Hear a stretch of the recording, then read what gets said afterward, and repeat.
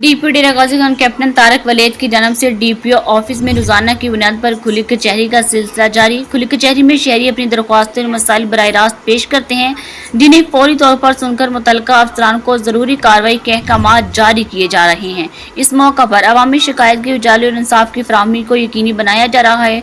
DPO captain Tarak Waleed ने कहा कि अवाम के मसाइल को तरजीही बुनियादों पर हल करना पुलिस की अवालीन तरजीह है। डेरा गाजी खान मुहाफिज स्क्वाड और डॉल्फिन स्क्वाड की मौसर गश्त, 2 चोरी शुदा मोटरसाइकिल बरामद, रिकॉर्ड याफ्ता मुलजम गिरफ्तार।